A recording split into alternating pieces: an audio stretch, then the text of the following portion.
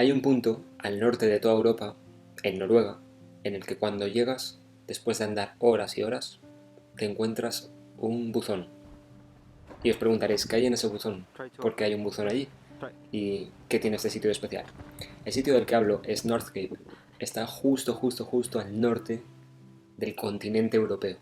Pilla dentro de Noruega y para llegar allí, cuando vas por esa zona de fiordos, tienes que cruzar un túnel de 3 kilómetros de largo por debajo del agua hasta llegar allí. Y es de lo que venía a hablar hoy, de uno de mis mejores viajes más extremos, como ya comenté en otro vídeo, de toda mi historia, de todo lo que he experimentado durante estos años. Para que nos pongamos todos un poco en contexto, yo estaba de Erasmus en Helsinki, en Finlandia, allá hace 5 años. Bueno, pues decidimos hacer este viaje. Fuimos hasta Ivalo, desde el aeropuerto de Helsinki hasta Ivalo, que ya está dentro de Laponia finlandesa, y allí alquilamos un coche. Durante 7 días estuvimos recorriendo no solo Laponia finlandesa, parando en sitios y durmiendo en distintos alojamientos, muy cerca de granjas de renos, muy cerca de lagos congelados, muy cerca de zonas para ver buenas auroras boreales o para hacer rutas entre bosques totalmente nevados.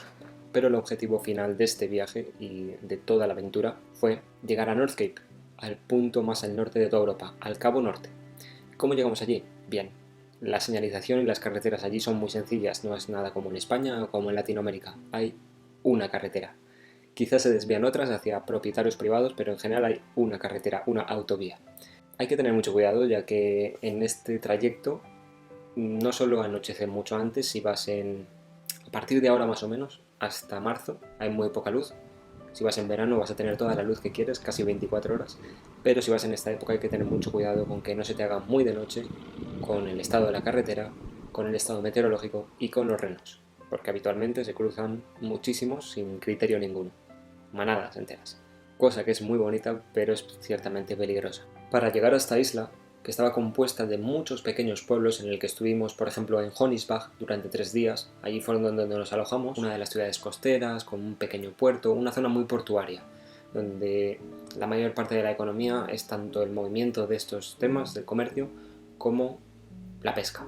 No solo visitamos Honisbach y el punto más al norte, North Cape, sino que también dentro de esta isla había 3 o 4 pueblecitos que también tuvimos el placer de disfrutar. Básicamente eran una calle con unas pocas casas, una montaña o zonas de costa. Muy bonitos, muy interesantes, y el mayor carisma de todo esto es que son muy típicos, son muy nórdicos, son muy de Laponia. Cuando llegamos a esta zona turística, a este museo, que tiene un monumento y un museo, y por supuesto pues el acantilado, nos dimos cuenta y preguntamos a la persona que estaba en el museo, oye, hemos visto en el mapa que realmente esto no es el punto más al norte, que si miras un poco más para allá, es que sobresale otro acantilado un poco más. Entonces empezamos a investigar por internet y vimos que realmente había una ruta que llevaba hasta el punto real, más al norte de toda Europa, y entonces decidimos hacerla. Lo que pasa es que no teníamos ni idea. Éramos 2 austríacos, un alemán y yo, y lógicamente no éramos de allí ni teníamos experiencia en estos ámbitos. Así que decidimos preguntarla y ella nos aconsejó que rotundamente no fuéramos, que no era el momento, no era la época y que ya la gente no iba para allá porque los días eran mucho más fríos, había mucha menos luz, y con todo esto, la suma de todo esto hacía que exponencialmente la gente que no era experta tuviera muchos problemas. Hicimos caso omiso, no solo por eso, sino porque nos trató un poco borde y continuamos. Planeamos al día siguiente hacer esta ruta.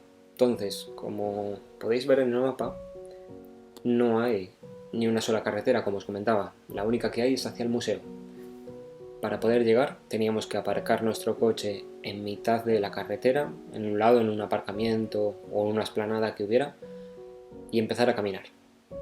Las imágenes son increíbles y me enriquece mucho dedicar unos minutos, como he estado haciendo antes de empezar esto, a recordarlo. Es muy beneficioso para seguir enriqueciéndote de esa experiencia, pero también para tu memoria y tu espíritu, porque realmente fue una experiencia muy única. Y no solo son espectaculares las imágenes, sino que viendo el panorama, aunque sintiendo el frío, pero viendo ese paisaje, todo era súper enriquecedor y a la vez que era único, claro. Para esta aventura, para esta ruta en sí, daría 3 consejos. 1. Llevar calzado muy adecuado y pantalones que protejan mucho del frío. 2. Llevar siempre algo, un sándwich, frutos secos, lo que sea, cierta comida en caso de emergencia, no solo la comida principal, una al margen en caso de emergencia. Y 3, conocer la zona, conocer las condiciones climáticas muy al dedillo e intentar llevar GPS si es posible. Cuando empezamos a andar, según habíamos leído en la ruta, lo único que podíamos hacer era seguir esos montoncitos de piedra que típicamente cuando haces hiking trips vas siguiendo en zonas muy aisladas. Pues esos montones de piedra, cuando veías uno de estos tokens, tenías que seguir hasta el siguiente. Y así era la única forma de ubicarse, ir de uno a otro hasta finalmente llegar al final. Seguimos los puntos guía. Pues estaba un poco destruido, pero es suficiente como para verlo. Había algo curioso, y es que en Finlandia, Noruega, en general, estos países nórdicos tienen muchísimos lagos y también tienen muchísimos microlagos. Así que según íbamos avanzando, bien es cierto que en ese momento era de día y teníamos luz solar, podíamos ir viendo por donde caminábamos e incluso decir, vale, estamos sobre un lago, pero podemos seguir más o menos, esto no se va a hundir, no la vamos a liar. Hasta que llegamos a una zona de ríos con mucho más flujo de agua, en la que las pistas eran espectaculares. El cielo ese día estaba de unos colores alucinantes. En mi cabeza yo pensaba que esto iba a durar unas cuantas horas y que iba a ser todo muy, vale, pues caminas y para adelante. Pero no me había percatado de esta cantidad de ecosistemas, de ambientes, de la variabilidad que había entre ir andando normal, que de repente la nieve estuviera hasta las rodillas, que no pudiéramos andar apenas, o ver estos paisajes increíbles y dejarnos un momento para disfrutar de ellos. Después de la zona del río y de flujos de agua, empezamos a subir y bajar algunas montañitas. Recuerdo que en ese momento había un viento muy grande. Se notaba que estábamos llegando a la zona de costa totalmente, a los acantilados. Cuando pasamos estas montañas, lo único que veíamos era nieve, el cielo, y según íbamos avanzando se iba vislumbrando un poco la línea del mar, que se iba haciendo cada vez más grande. Por lo que, como os he comentado, por lo único que nos guiábamos era por los tokens, las montañitas de piedra que previamente gente había depositado, y que tú, si querías, podías seguir colaborando con ellas. Recuerdo que a partir de este momento no grabé mucho. Vi que la batería estaba floja y quería reservarlo para el final o para nuestro funeral, no lo sé.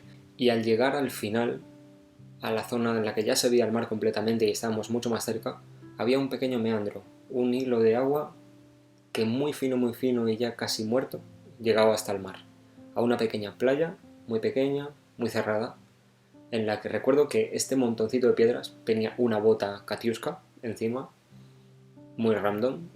Pensé si alguien habría traído esa bota para ponerla en algún sitio de recuerdo, si alguien habría perdido esa bota, ¿qué habría pasado? Después de pasar ese meandro, cosa muy bonita desde arriba, que sí que recuerdo tener la imagen aún, llegamos a una zona de acantilados muy escarpados, que lógicamente estaban mojados por toda la humedad que había y por consiguiente estaban congelados. Eso me pareció un poco peligroso. Ahí yo dije, me la voy a pegar, no pasa nada, o sea, llegaremos hasta el final, pero alguna me caeré.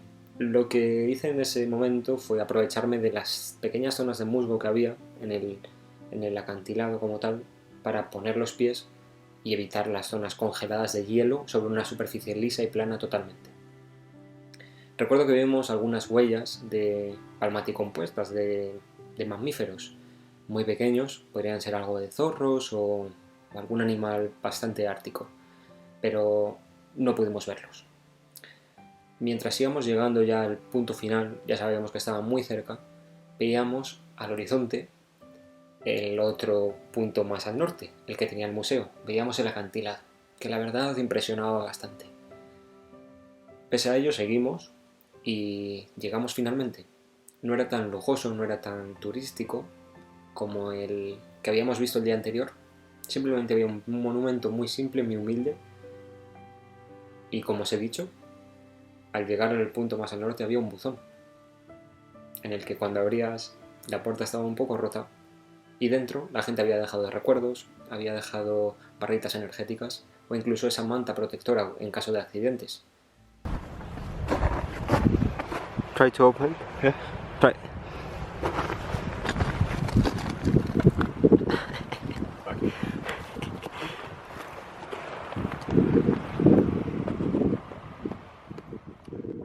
Y por último, lo que había dentro del buzón, que más nos llamó la atención y que quedará de alguna forma allí hasta la posteridad, es un cuaderno en el que la gente anotaba el día que llegaba y los nombres de esas personas que habían llegado. Recuerdo ver que hacía bastantes días, hacía unos 15 días o 20, no recuerdo muy bien, que no había llegado nadie desde que nosotros llegábamos. Si fue a finales de octubre, desde el 15, el 10 de octubre, nadie había vuelto a pasar por allí. Y también recuerdo que era la última hoja del cuaderno. ¿Cuántas historias, cuántos problemas, cuántos éxitos habrá habido en esa ruta? En momentos muy fríos, momentos muy cálidos, mucha gente, poca gente, gente sola que haya recorrido eso a lo largo de la historia para poder ver esas vistas. Una cosa que se puede apreciar, que nosotros no tuvimos el placer, son avistar ballenas. Imaginaros rodeados completamente de nieve en el punto más al norte de Europa y avistar en el mar ballenas. Hubiera sido muy guay, pero no tuvimos esa suerte. Sí que tuvimos suerte de ver auroras boreales los días siguientes, así que por mi parte yo estaba saldado. Y eso es lo que te puedes encontrar cuando llegas al punto más al norte del mundo, de Europa en este caso. Un buzón. Para que la gente deje sus memorias, para que queden ahí para los siguientes y para que en mitad de la nada, de alguna forma u otra, se empiece a hacer historia. Pero todavía la historia no había terminado. Faltaba un pequeño capítulo final, un pequeño problema. Y es que nosotros estábamos en noviembre y aparte de los menos 15, menos 17 grados que hacía, ya no teníamos tanta luz como los meses previos y el anochecer llegaba muy pronto. Nos dimos cuenta de esto y decidimos regresar cuanto antes, ya que era 2015 y no había tantas redes, créeme que no había tantas redes, aunque hayan sido hace 5 años, de internet, de conexión, de GPS. Por lo que volvimos. Y el camino se hizo duro, se hizo muy duro.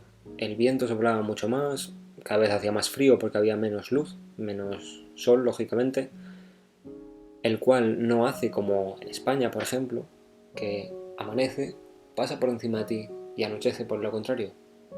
En esas épocas, el sol barre el horizonte, por lo que siempre es muy tímido, siempre es muy suave, muy tenue, no hay una luz tan fuerte como la que tenemos aquí ahora mismo.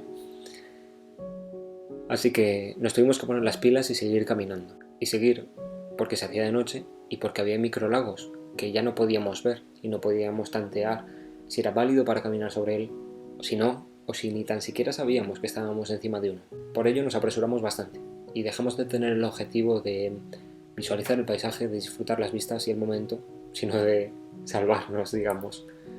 Había otro problema y es que el coche era blanco, en mitad de la nieve y en mitad de la noche. Así que no veíamos completamente nada y cuando creo que eran las 4 de la tarde, pero ya era noche cerrada, como podemos ver en la imagen de ese momento que enseñé el móvil, era totalmente de noche. Así que no se veía ni el coche por un punto, por un color, ni por la poca luz que había. La única solución que encontramos fue estar constantemente dando al mando del coche para abrirlo, para poder ver las luces, los warnings que se encendían. Fue una auténtica aventura, fue una experiencia increíble que recomendaría a todo el mundo, que yo creo que si vas a Laponia, sobre todo si vas a zonas del norte de Noruega, ¿por qué no? Puedes intentarlo, pero también tienes que tener en cuenta las consecuencias de la situación climática que hay en ese momento. Estoy seguro que alrededor del mundo hay miles de aventuras más extremas que esta, más bonitas o con más interés. Pero yo me sigo preguntando muchos días, ¿quién fue la persona que no solo decidió llevar una bota, sino que se aventuró a decir, tengo que llevar un buzón aquí y ponerlo en el punto más al norte de Europa, para cuando venga la gente, deje su memoria, escriba su nombre y lo que piensa de la vida? Esto ha sido todo por hoy, ha sido un formato un poco distinto, una review de un viaje anterior que hice, pero igualmente creo que es muy necesario, no solo para mí, sino para explicar si alguien está interesado en hacer estas aventuras por Noruega, por Suecia, por Finlandia. Esta es una muy buena. Nos vemos en la siguiente, que seguro que la hay.